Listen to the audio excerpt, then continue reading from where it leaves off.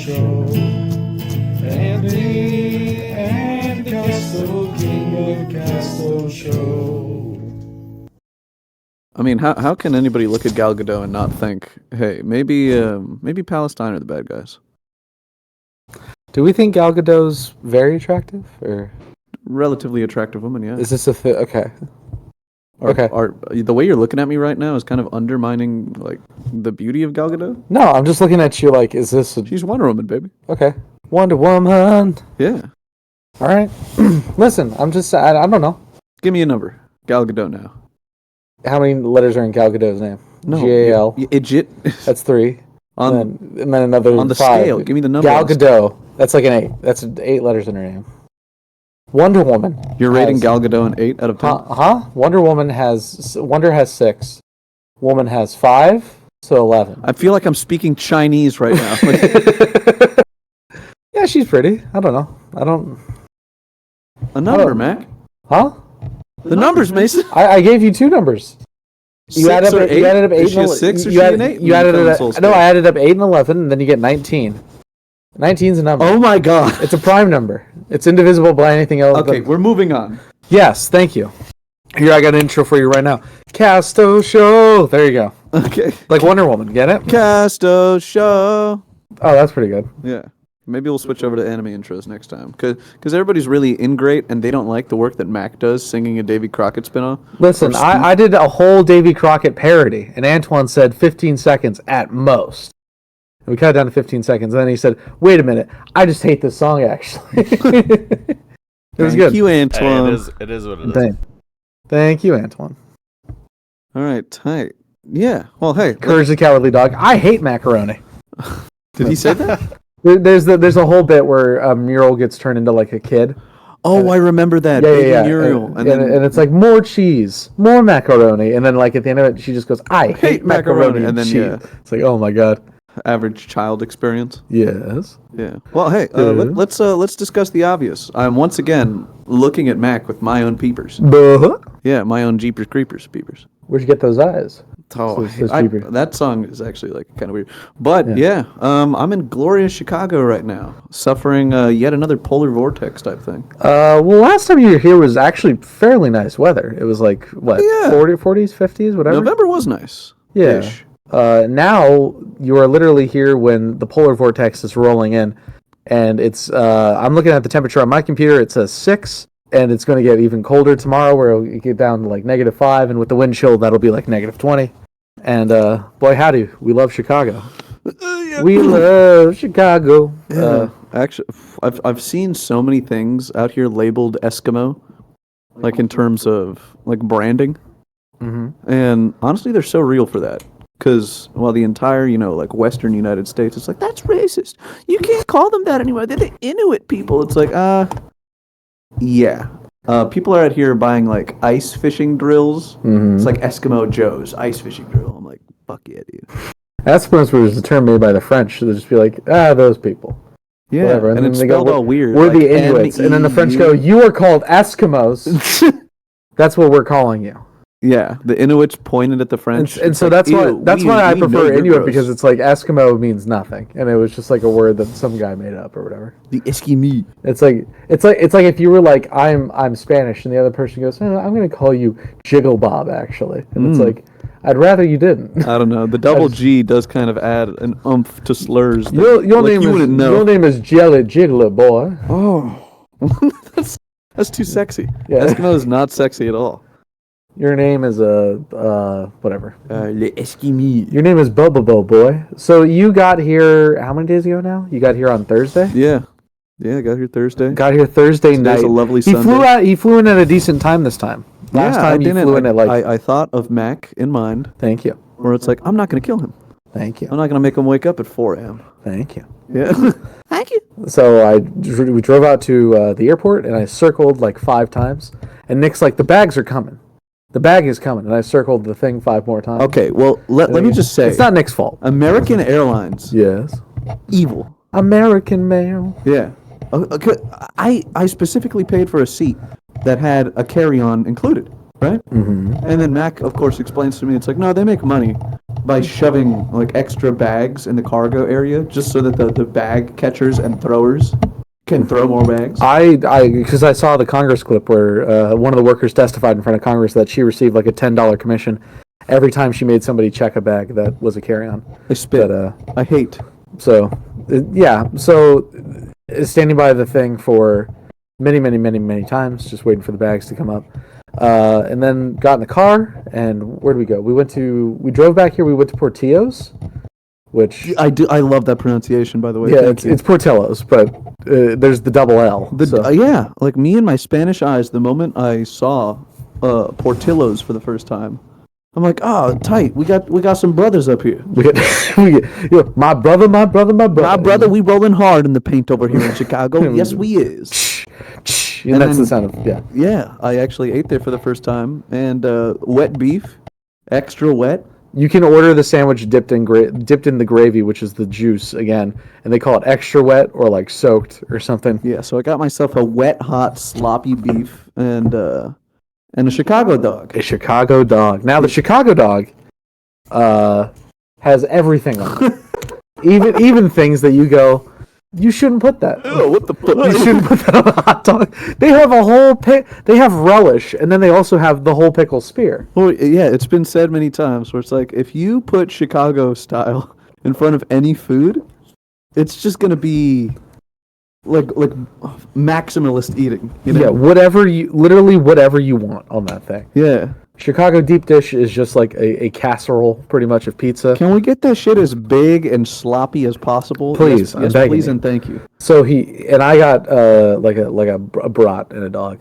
So yeah, and then we sat and had a very nice late night dinner. Oh yeah, we were giggling up in that Portillo's. I'll tell you, man.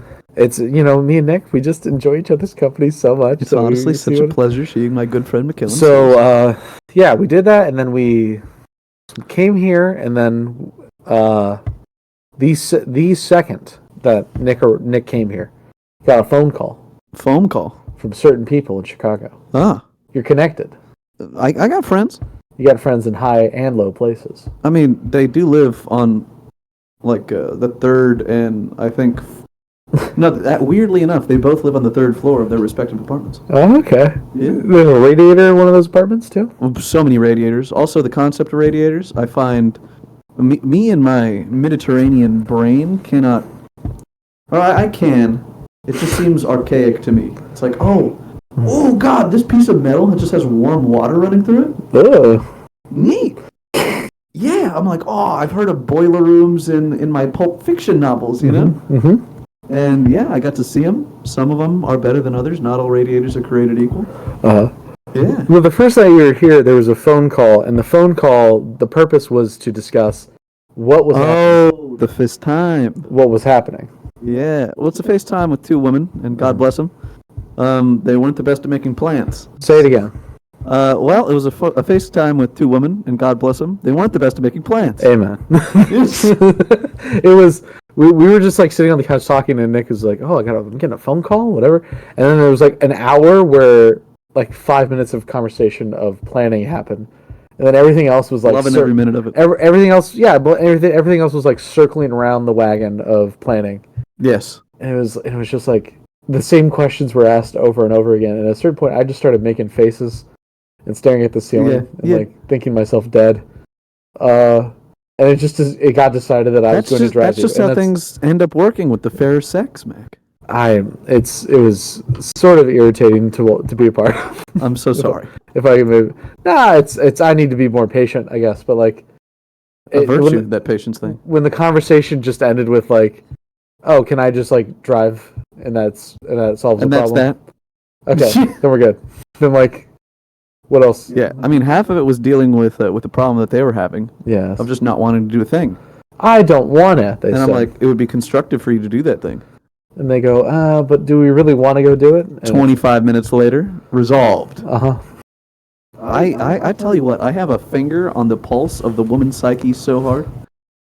You at one point said, the lesson we all know, and we just don't remember, is it's not a problem-solving thing. It's an empathize with me thing. Yes. And I'd rather it just be stated at the beginning that, like, I need you to empathize here with me, or just I want you to just listen to when I talk about this or whatever. That's subtext, and unfortunately, Mac and I suffer a little bit from autism.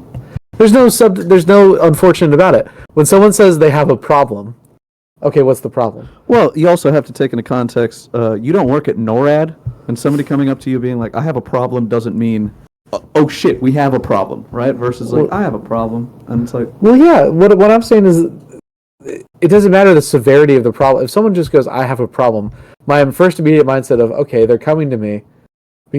Mackie wants to fix it. Well, no, why? Okay, if you're coming to me with, "I have a problem," I want to go tomorrow, but I don't want to go tomorrow. It's not a problem. You just want to talk about. Something. Exactly. It's like I don't mind you want to talk about something, but it's not really a problem. It's just you wanting to talk about it. I'm okay with just talking about it. A problem is something that needs to be fixed. A problem is a discussion. Language is a tricky thing, Mac. It's not that tricky at all. Things have definitions and meanings and words to them. Mac is looking at a woman so intensely. It's like, do you understand that words have meaning? And then just immediately, I don't want to talk to him like the again. Mojave. Yeah, I don't want to talk to him again. It's stupid. It's listen. I want to. Say what you need, woman. Yeah, Spit it out now. Do you want empathizing time? Say it. Say it. I'm saying that my brain is a certain way, and it would be easier if someone just said, "I want to discuss a problem with you," or "I want to just complain," or "I want to talk about something real quick." Because I can do both. But when you say I have a problem, and then you just want me to empathize with you, you have to explain it to me first. Otherwise, my brain cannot do it. I think we should print out cards for you. I'm you hand them out before every conversation. Everyone knows I'm these are my retarded. rules. Everyone These are my knows I'm already subsets. there. They just needed to have. Ladies and gentlemen, Mac would be a great husband. All right. I would be. Yeah. Genuinely. Just people need to figure out his kit before they get involved. It's not my kit's not that complex. It's you. It's literally you just have to look me in the eyes and say, "This is what I need right now," and I go, "Okay."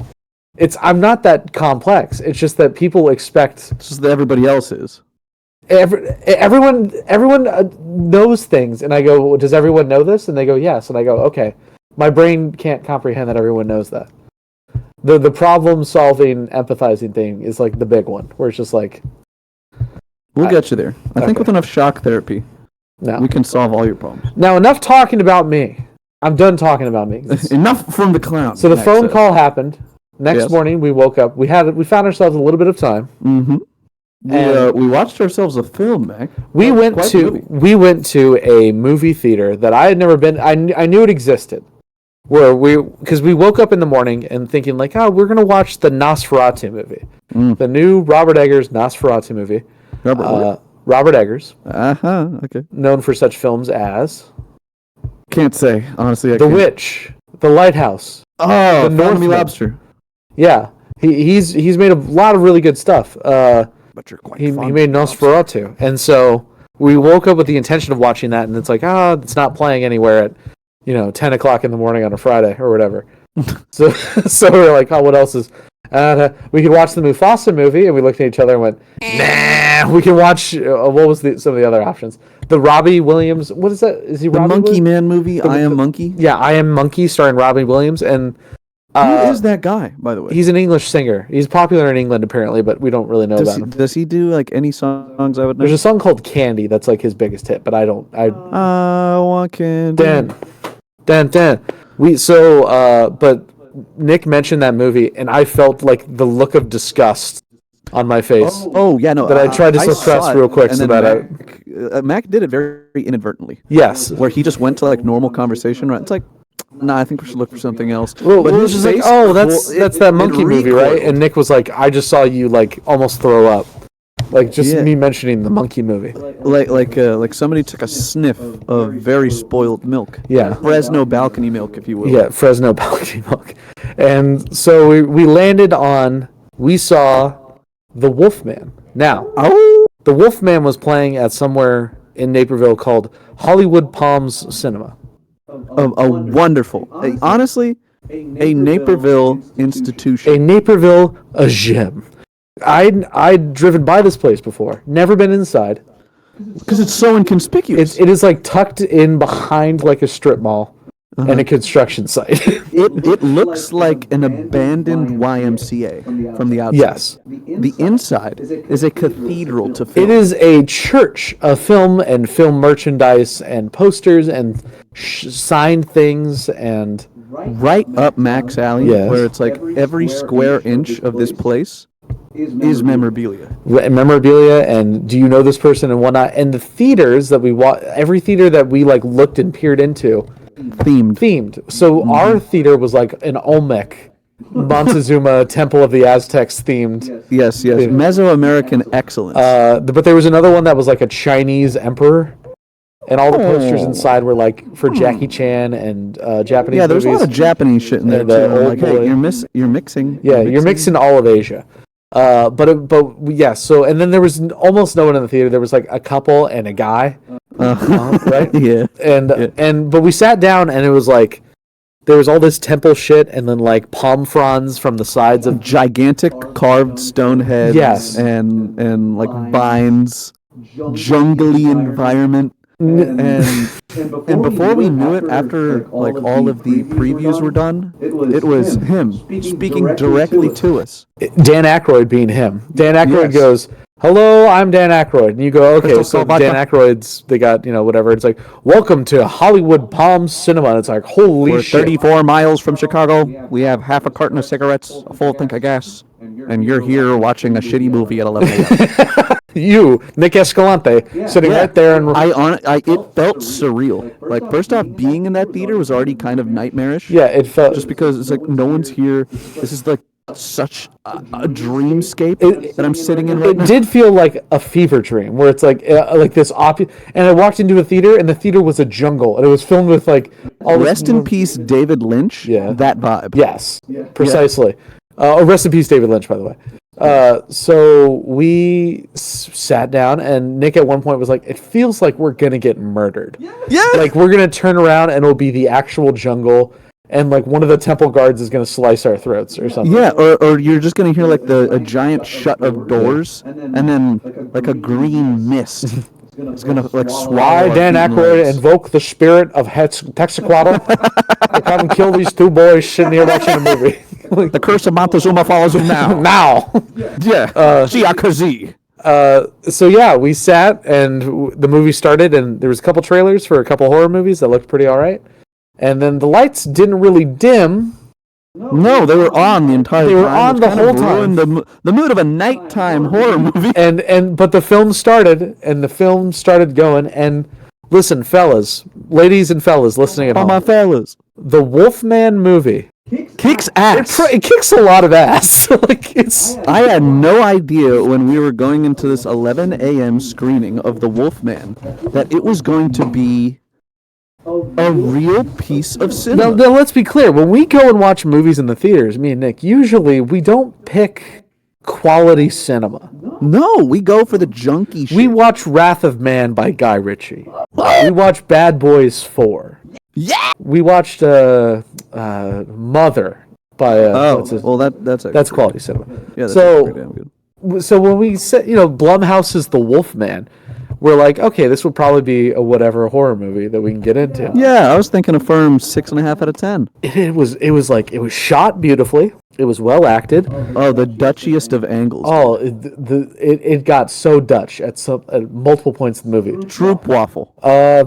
And it moves, and it's not slow paced. The thing about a lot of werewolf movies is that, like, the guy will get bit or infected or whatever, and then you wait like a month in movie. Yeah, because the moon and all that. yeah, to like, and that's how it is in like the original Wolfman, where it's like he gets attacked by a wolf and he recovers, and then all these people for like 30 minutes are like, "You're a cursed man now, Larry Talbot. You'll turn into the wolf when the moon is full. You're crazy. You're Yeah, it's a insane." Hungarian spouting exposition, and then it's a lot of waiting. Yes. And, it's the typical tropes of lycanthropy transformation is what you get. It's like, oh, my hands are hairy. Versus this movie, just flying. Yes, this movie, the guy gets hurt, and this all takes place in like most of the movie takes place in the same night, Yeah. and it is the guy gets hurt, and they get to like the house where they're like safe from the wolf or whatever, and he like immediately starts transforming into like a wolf man creature. It's like a zombie virus in this movie. And it's this guy with his wife and his kid. And they're going to a Mark Ruffalo type. The actor's name's Chris Abbott. Apparently, I don't know what he's been in, but Charlie Babbitt. Jack Reacher. So the movie the movie very quickly gets to the point where they're hiding in this house. You can laugh. Go ahead and laugh. Whatever. No. Okay. Please. And they start boarding up the room, and his teeth start falling out. And like his arm is like super infected with this werewolf virus shit. Well, it starts off as like a little cut. Yeah. And then what, like 30 minutes later, it's like, oh, bleeding. His arm's falling Yeah, his off. like a gangrenous wolfman arm. He wakes up in the middle of the night, and he hears like banging from inside, like someone is banging from the inside of the walls in this house. I think that was the most. Oh, it's a brilliant scene. The best scene in the movie. It's a brilliant scene where he's like trying to track down the source of this noise, and I'm turning to Nick because like we're invested in the movie at this point where we're like not making too many jokes, but instead we're like trying to actually enjoying. We're like, these shots are fantastic. We're trying to see like where the film's going. And so I'm like, oh, like there's a guy in the walls. There must be like a werewolf in the walls, like banging on the walls or whatever. And he like tracks the noise down to like this closet, like upstairs. And we see that it's a spider walking on the walls, and it sounds like a guy banging on drums. Like the police knocking at your door. Every footstep of this like tarantula thing is filling the theater. And we see both from his perspective and from his family's perspective, where it's like he can now basically see in the dark, and he can't understand English, and he can't talk. But yeah, everybody's speaking some kind of native language. And to them he can't talk, and to him everyone's speaking a language that he can't understand, and their eyes light up when they glow because he can see through the dark that well. He sees their fucking souls. Yeah, and so it's like it's it's a very good movie. Like the effects, camera work, A+. Makeup where it made him look like the wolf. Like it was a slow transition too, and then when he's actually like full Wolfman. It's not like he just turns into, a cartoonish wolf. He just has like primordial features. Like even the original Wolfman, he was like a hairy Wolfman. He wasn't a werewolf. Yeah. But like this one, he looks like, he looks like a wolven man. He looks like a creature. Oh. Yeah. So we do recommend the Wolfman movie, and we. Yep. I give it a firm. That movie is an 8 out of 10. I give it an 8 out of 10 too. It has a couple flaws with it, but like a couple things were rushed, or a couple characters, like a couple. I wish the mom and the daughter had more moments. Like you're right. Like it's also something that was set up that they didn't really pay off too well. Besides it being like, just can't stand that mama's hair. Yeah. The mom in the movie, she's like a 30-year-old woman, but she looks like a child. Yeah, I like respectfully to that actress. She looks very young for. She's a little youthful for that role. For being a 30-something-year-old mother. And the guy looks like he could probably be that old. Like he looks like that. Yeah, no, Mark Ruffalo, kind of that like forever 30 look. Like 35. Yeah, but highly recommend Wolfman. Absolute banger of a movie. Pleasantly surprised, both Mac and I. Oh, there's not to get too deep into spoilers, but just I had another. I love moments like this when I watch movies where it's like when I first watched Knives Out in theaters. I had a moment where it was like directed by what's the guy's name? I can't remember. He's the guy that did The Last Jedi. Is the whole point where it's like Rian Johnson. Rian Johnson. So it's like directed and written by Rian Johnson appeared on the screen for Knives Out, and I very loudly in the theater said, "Rian Johnson made this," and so I've had that happen a couple times when watching movies. And there's a part during the Wolfman movie where his leg is caught in a bear trap. And I'm like, he's just gonna like pry open the bear trap because he's a man. No. He gnaws his foot off and starts like crawling away. And I turn to Nick and I'm like, I'll send help for you. That's a Saw reference. because it's like he does it like it's in Saw, and then at the end it was like final shot, whatever, and it was like directed by Lee Winnell, who directed the first Saw, and I was like, Lee Winnell did this. Oh my God, the Ghost of Stonewall Jackson. I will say I brush over the fact that was a Lee Winnell directed movie. Yes, it was. Yes, it was. So hopefully we'll see Nosferatu soon, but until then we saw The Wolfman. The Wolfman, pretty all right. Pretty damn good. Are we a renaissance for like old school style I horror love movies? that. I love if we started. I want them to make the Mummy movie, like the OG type Mummy, yeah, but make like, it make good it scary. because Boris Karloff's The Mummy is like probably the worst out of all the Universal. I'm going to suck your Blood. I mean, blood. Because I, in general, the old Universal monster movies, Dracula, Frankenstein, Wolfman, really good movies. Surprisingly, like going back and watching them, they're like actually fantastic movies. That's how they made their name initially. Yes, like Universal Bride was of just Frankenstein, the monster and company. they devolve into schlock over time. Dracula's Son, Tomb of Dracula, all that stuff. Dracula Untold. But those initial movies are very good, and so if they just start like, if they made The Mummy is probably the worst of them, but if they like are able to do it in a way that is good. Mummy's a little tough. I'm not gonna lie. Mummy is because it's just a zombie. It's a zombie, but he's hiding out like he's Dracula. And that's the thing about the old Mummy movies, that like if you watch Dracula and then watch The Mummy, it's like, oh, they stole Dracula's whole flow, bar for bar, but Beat for just beat. made it Drake. boring. And it's like, oh, well, I'm not really that invested then. Well, it's like a vampire, but He does curses. Egyptian. He does curses, and he's looking to remarry that one lady that looks like his wife. That's why when Brendan Fraser's one came out, we were all like, "Oh yeah, Oh yeah. Well, you know what? You're right. Brendan Fraser's Mummy, infinitely superior. very good, Infinitely very good." superior. But I think that it can be done. I think you could have a modern mummy thriller without Tom Cruise. I think so. Yeah. Oh yeah, right. I keep forgetting that they've remade The Mummy multiple times. It's just That bad. last one was just a masterpiece of shit. It was like Yeah. Russell Crowe being like, I'm Dr. Jekyll and Mr. Nick Hyde, Fury. says Russell Crowe, and you're like, oh, Yeah, it's fuck. like we're building the League of Extraordinary Gentlemen. Oh my God! Have we talked about the League of Extraordinary Gentlemen on this podcast? I don't think before? we have. Okay, Nick. let me talk about the League of Extraordinary Gentlemen real quick. The League of Extraordinary Gentlemen is a comic book by Alan Moore. That is, Oh, I know that guy. yes, Alan Moore, who's done a lot of really good things. He writes the League of Extraordinary Gentlemen, which is like the X-Men or like the Avengers, but it's based off of royalty. Like a bunch of weird 1800s books. Royalty-free characters from British literature. Yeah. Now, the actual comic, pretty sick and nasty. Pretty actually, I like the comic a lot. Pretty schweisty with it. At least like the first initial, what's her name? Harker's Men, run, where it's Mina Harker and Alan Quatermain, Captain Nemo, Jekyll and Hyde, and then the Invisible Man. That like the initial team is like pretty nice. I haven't read too much of the other ones, but Pretty nice. and they solve like again. I think the people they fight is like Moriarty, who's dressed as Fu Manchu, is like their first main villain. Oh, wait. He's disguised as Fu Manchu. An Englishman dressed as a Chinese Yeah, he's man? disguised as Fu Manchu. Does he do the voice and everything? In not in the, well, it's the comic book, so you don't really see the comic. In your mind, did he do the voice? Yeah, well, he doesn't. I don't think he talks actually as the Chinese guy but once he's out of costume, he's like Professor Moriarty from Sherlock Holmes. Of course. And then they defeat him, and then the second villain they fight are the fucking aliens from Mars in War of the Worlds. Oh, yeah. It's tight. It's again. Did H.G. Wells sign off on this? No, well, H.G. Wells is dead, and so are his grandchildren. He belongs in the museum. So I read this comic, and I thoroughly enjoyed this comic. And then the movie exists. LXG, League of Extraordinary Gentlemen, the last live-action movie Sean Connery was ever in.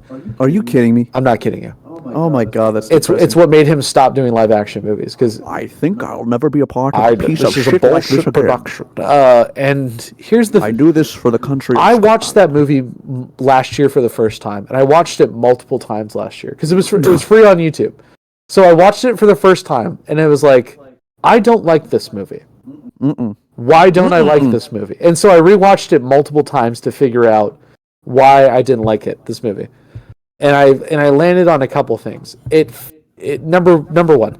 It's a campy piece of shit. But here's the thing: I like campy pieces of shit. Not campy piece of shit. Listen, Derogatory. listen, campy pieces of shit that are fun, I think, are a perfect genre of movies that I thoroughly enjoy. So it's like, this thing is like things I like.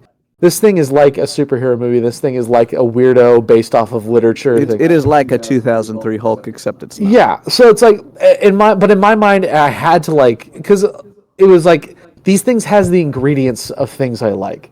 Why don't I like this stew? And it's like I landed the one. Okay, it's a globetrotter movie that doesn't feel like it goes anywhere because it's like Same color grade, no matter what. yeah. So it's like Africa is the most vibrant place they go to right at the beginning, but then it's like England and Venice and Paris might as well be the same city. Oh, yeah. It doesn't like they're at Venice at night and they're like, oh, look at boring old Venice. That's one building. Oh no, we have to do a car chase that's CGI on a set. So it's like it's that, and then like Paris is like, oh no, brick buildings that we look at for a little bit. England is whatever, and then like they go to Russia, and it's like that's like a winter wonderland scape, and it's like okay, whatever. So it's like it's a globetrotter movie. Get around with like a submarine. They get with Captain Nemo's submarine, the Nautilus, from 20,000 Leagues Under the Sea. 20,000 Leagues Under the Sea is a tight ass book, and I love Captain Nemo. So it's a globetrotting movie that doesn't feel like it goes anywhere. It feels like it's a very cheap movie, even though it costs them. You can look up the price. It was a very expensive movie at the time to make. I think I will look at It was a very expensive movie at the time to make. Number two, everyone is turned down so that they have like almost no character. So like Alan Quartermain in the original comic is like an opioid junkie who's a hunter from Africa who can never die. In this one, he's Sean Connery, and he lost his son, and it's $78 million. You know how much it made? oh god, it must have made like what, like 20 something. $179 million. It made profit. Could you believe a commercial success? A commercial success. League of Extraordinary Gentlemen was. I can't believe that person. It's fucking weird, dude. I'm not gonna lie. In the original, all the characters are turned down to the point of like it doesn't matter. Like the whole thing with They're just their actors. Dr. Jekyll and Mr. Hyde. The whole thing is like in the comic, Mr. Hyde's this like very small man who's Meek like little man, very, yeah. very, and Hyde is like an actual fucking monster, like who hurts people and like loves hurting people. He's the worst parts. Well, he's an actual like sadist psycho. And in this, yes, and in the movie, it's like, you don't want me to see my dark side, and then it turns out that Mr. Hyde's a really good guy, actually, and it's sort of like he saves people, and it's like it turns out you have some goodness in you, Mr. Hyde. It's like, oh, fuck you. It's the same thing that they did with the Hulk, where it's like the Hulk is literally a Dr. Jekyll, Mr. Hyde. The thing, Hulk is supposed to be, yes. When the Hulk is the Hulk, he is dangerous and crazy. You know, He should be. And then, yeah. And then look what they did. Yeah. Look how they massacred my boy. And then, like, Mina Harker is, like, in the comics, she's just a woman who got fucked up by a vampire once. In the movies, that made her have vampire powers. It's very vague and nebulous. And the Invisible Man in the comic is like a creep and a weirdo because he's an invisible man. And in here, it's like, in the movie, he's like, I'm a gentleman thief who maybe betrays you, except it turns out he's a nice guy the whole time and actually never does anything wrong. So what's the fucking point of it being like these weirdo loser outcasts, except they're actually all good people, actually? It's bad. And so, yeah.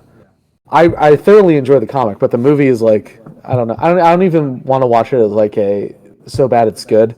I don't get any enjoyment out of it. No, it's slop. It's slop. Mm-hmm. Yeah. And that's what we think about the League of Extraordinary Gentlemen. Bad movie that I've seen multiple times. Stinker. Massive stinker. Massive stinker. Can you believe they promote it as a steam/diesel punk superhero film? I can believe it because that's exactly what it is. And it's What the fuck is diesel punk? Diesel punk is like 1950s. It's like a Fallout New Vegas. Like that. That's diesel punk? Yeah. It's like that. I thought that was like retro kind of, more nuclear. No, like atom punk or whatever is like the vibe of like sheen. Atom punk? I believe that's what it's called, where it's like the sheen of like chrome and shit. If you're thinking about Atom said that Punk, think about the Fantastic Four and like the Jetsons. If you're thinking about Atom Punk. Oh. I'm not gonna lie, Antwan, you scared the shit That was a bit, because you've been quiet pretty much the whole time, but man, that was good. I thought there was like a spirit communing with me. I am the spirit. Yeah. The only good part about the League of Extraordinary Gentlemen movie is Captain Nemo, because he's a pirate and he acts like a pirate. And My name is Captain. he's an Indian man who's like, "You are on my ship, the Nautilus, and I will show you the kind of pirate I am." And he slashes at people with a sword. I'm like, "Fuck yeah, love it." That is actually second tight. But yeah, we in the middle of us talking about our journey here so far this weekend. League of Extraordinary Gentlemen. Check. And we talked about the Wolfman so after we saw the Wolfman, we I drove you into the city Yes, the northern part of Chicago. where you met up with some fine people. Yes, very fine. If you want to talk about that, or we can. Oh, well, I'll keep it pretty close to the cuff. You know, things are still developing and whatnot. there you go. But yes, I went on a lovely date. I won't get too much into the specifics of that. But at the date, I was doing my best because we went to like a nice restaurant. Now I was doing my best to stay focused because sitting within just like a 5-second sprinting distance was Which 5 seconds? Who's 5 seconds? my 5 seconds. What's your 40-yard running time or whatever? No, I would have been to former head coach John Gruden in like 4 heartbeats. John Gruden was at this dinner. Do you know who John Gruden is, Antwan? I do not. Am I the only one around here who knows who fuck John Gruden is? He's apparently a coach. He's apparently a coach of a lot of teams. Nick was. Yeah, no, he's a personality, right? More than anything right now, where he's just he's a football psychopath, and I've followed and really liked him for a long time. So you know, I'm having a lovely time with this woman and everything, and then at the corner of my eye, it's like, oh shit, that's Chucky. and I spazzed out like once or twice, where it's like, fuck, I heard him speak. Like that's him. Look. And this nice young woman that he was with was like, okay. Yeah. Well, I'm assuming I wasn't there, but just like, Yeah, no, I did have to do the thing where it's Antwan, pull up that picture of the meme where it's the dude at a baseball game like holding his girlfriend's neck, and it's just like explanation. Oh my God. Yeah, you know what I'm talking I about. love that picture. Yeah. It's a great picture, right? And I'm like, see, that dude won the 2004 Super Bowl with the Tampa Bay Bucks, and then he coasted off that his entire career, and he's known as like a football kind of quarterback guru, even though he hasn't developed a quarterback in 1,000 years. Yeah, so I was just having like fighting my masculine urge to. There it is. I can't see it, but I'll just trust that you put it. There it is. God bless Oh, you. he's an Astros fan? Oh, I hate that guy now. Yeah, no, honestly, fuck that guy. Yeah. Well, that picture was probably taken before the 2017 fiasco. I thought that. Okay. I thought that happened earlier than 2017. Whatever. Okay. So yeah, keep going. Yeah, lovely date. Had myself a hoot and a half, and yeah, that night went pretty damn good. Then I went and played some card games with some other friends. Unfortunately, the friends that we met up afterward were gluten-free. Isn't that just the curse of curses, man? Yeah, I think so. There's a lot of things I like that have gluten in it, even if. Everything good Yeah. has gluten in it. Do you like any form of bread? Yeah. Do you like any form of beer? Yeah. Then there you go. Soy sauce. Soy sauce, even. Normal soy sauce has gluten. Could you fucking believe that? No, I can because it's been explained to me a couple times. That Oh, it's a fermented thing. It makes sense. For every gluten. little thing on earth of pleasure. Like I'm a big bread guy. Yeah. I think Bread's one. It's the reason that's one of the earliest forms of food that we know that we had. It's very good. Mm-hmm. Very good form of food. And the funniest thing is my friend over there she has sourdough starter. I'm like, how are you going to do this? Yeah. What do you expect to gain from doing this for now? Okay, well, it was also a very funny image of the starter, right? It was a mason jar with a paper towel and like a rubber band over Yes. it. And I was like, oh, this just looks like a little Arab band. Yeah. You know, like the hats. Yeah. I'm trying to think of a funny name for him to have. Where it's like Abdul. I call him Abdul. Mason. Yeah. Inshallah, we shall start this sourdough. Yes, yeah, it's like, no, it's a she. I'm like, Okay. yeah. If it was a she, it's a she'd be SCOBY, man. that thing would be wearing a burqa if it was a she. Let's be honest with one another. A SCOBY's not anything. And then the next day you hung out a little bit, and then we met up again to watch. Dun dun dun dun. Bum, bum, Nope. bum, bum. That's NFL and Fox. A hockey game. We A very kick-ass game from the. No, we went to watch the Chicago Blackhawks take on the Las Vegas Golden Knights. Las Vegas Golden Knights, relatively new team. Yeah, very successful team. Very successful team for their newness. We got to the stadium, and the stadium was loud. Oh It yeah, was very loud. Hard to communicate. We were 5 people deep, and we could not communicate through 3 people. It was like yelling, and we could not get the point. That's just a sports arena atmosphere. Sports arena atmosphere, you know. So we started watching this game. There was there's an advertisement beforehand. Oh yeah, that was What did he put? He put up a picture of Pat Maroon. Pat Maroon was awesome last night. Oh, he was laying hands on people. He was at one point. I think it might have been that guy. At one point, he grabbed the guy, and it looked like an older brother kicking the shit out of a younger brother. Where he was, Why you hitting yourself? Yeah, exactly. Where he was just like lightly tapping his head over and over again with his fist, and the refs are just standing there like, man, like come on, what are we doing? Absolutely. I wanted to say before the game started, there was a lot of like high energy, like, are you ready, Blackhawks fans, for all this stuff? And then it was like, and now a quiet and serious moment. The Blackhawks team would like to recognize that this stadium and other places like it are on the native grounds of other cultures, such as and it listed off 5 tribes. As like a person was river dancing by the Chicago River, like all this shit, and there's like on the screen there was like graphics of like feathers, and then like the flower. There's a native dancing by the Great The Lakes. sort like some sort of flower, and I'm like, oh man, this is so cool, because you know that some graphic designer had to be like, we have to pick a native flower and a native feather so that this can be on screen while the other stuff's also happening on screen. It was just like I can imagine some white guy just being like, what's a good native flower? Hey, I was thinking, since we have that, our logo is literally a native face. Maybe we're a little like 15 seconds of Now we want to keep Chief Blackhawk. We want to keep him as the guy, right? Yes, honestly, so sick. They're the only like sports team standing that has not changed the name and still has the cool ass logo. Yes. Oh, I'm sorry, Seminoles. Seminoles, but it's not a professional team, right? That's a college team. The Senators of Florida. Okay, That's another hockky team. Okay. Hockey's just based. Hockey's a really cool sport. Mega based. If- And for if being we- in if the we can south say, of Chicago, let's be real. It was a whiteout over at the United Center. So, for their mascot, they don't have a guy dressed up as a Native American, do they? No, They have one of those. They have a Black Hawk. They have a Black Hawk whose name's Tommy Hawk, because we're making jokes still. We're very respectful of our native culture. By the way, here's the Black Hawk, Tony's Tommy getting the Hawk. very Didn't Oh, skateboard. no, he's doing this. We're very respectful of other cultures. And so, okay, that was just caused me to laugh harder than it should have. No. But I mean, mascots are a tricky thing, Yeah. right? Not everybody could be like the Philly Flyer, like demon or whatever. Gritty. he His is. name's Gritty. We love Gritty. Yeah, just an absolute fucking menace who Well, just I think picks on people. Chicago's pretty good because we have Benny the Bull, and Benny the Bull's fun. Oh, that's fun. And I'm new to Tommy the Hawk, but Tony Hawk. Tony Hawk, Jack Reacher, you know, very fun. So the game started.